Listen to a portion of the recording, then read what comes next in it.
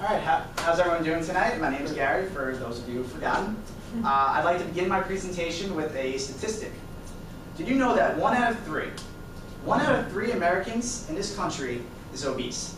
This is according to the Center of Disease Control and Prevention, or the CDC. Personally, I believe this is a staggering statistic. I don't know how our country got to this point, but I'm here today to talk to you about how an individual can improve their physical fitness. So this could be accomplished through 3 ways: nutrition, consistent physical exercise, and rest and recovery. So beginning with nutrition, there are 3 sources where our body gets most 100% of its energy from. This is from carbohydrates, fats, and proteins. Now, due to the time constraint, I can't go into a lot of detail into each of these, but carbohydrates, there are a couple types: refined and unrefined. Now, refined carbohydrates are essentially the ones that are found in all your processed foods. These are stripped away of most of their nutrients and are not a very efficient source of energy for your body. The unrefined is pretty much the complete opposite.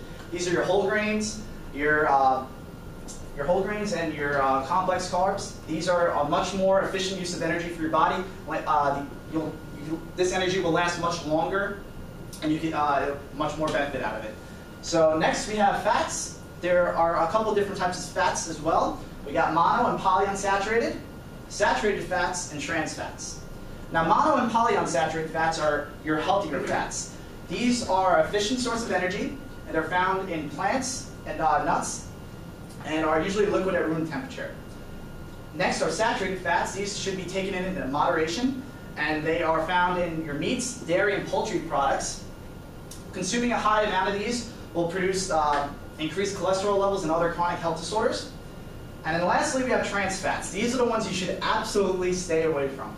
They are man-made, and try not to get too scientific on you. Essentially, a hydrogen atom is added to a monounsaturated fatty acid, creating the trans fat. These are found in some commercial food items, such as donuts and cookies, and are found, again, according to the CDC, they are found to increase cholesterol levels, hypertension, which is high blood pressure, and other chronic health disorders. And then lastly, we have protein. Protein is a complex molecule of amino acids together. Since they are much larger than carbohydrates and fats, it's difficult for your body to break them down. So they're not an efficient source of energy. However, they are very useful in terms of rebuilding and repairing your muscle in your body. So that's where protein are a major component and are very helpful for our body. We need it daily. So next, I'd like to talk about some consistent physical exercise. So according to the American College of Sports Medicine, or the ACSM, they recommend about 150 minutes a week of aerobic or cardio, and then about 2 days of anaerobic or weight-bearing exercises targeting all major muscle groups. So this includes your legs, chest, back, shoulders, etc. So the purpose of aerobic or cardio exercise is to more efficiently transport or absorb, allow your body to more efficiently transport or absorb oxygen. So this allows you to be able to breathe easier and perform at a higher level for a longer period of time. So aerobic exercises are usually performed at low to moderate intensity. And a couple of examples of this would be running marathons, like our professor over here, swimming, and cycling. Next, we got anaerobic or weight-bearing exercises. These are stress power and agility and strength. They are done in high intensity, so they can't be done for a very long period of time. However, through this, your body's prevention to allow your body can't do these over a long period of time because of lactate. Lactate is the byproduct of what your body creates after it becomes fatigued. So it pretty much tells you this is when you need to stop. I interviewed with a gentleman named David DeFabio at Rutgers University, who is a fitness supervisor there. And he pretty much instructed me that performing both of these types of exercises are essential no matter what sport or activity you do, because they both tie into each other, and performing both of them together is what your body needs to ultimately optimize the amount of energy and your physical fitness level. So lastly, I'd like to talk about rest and recovery.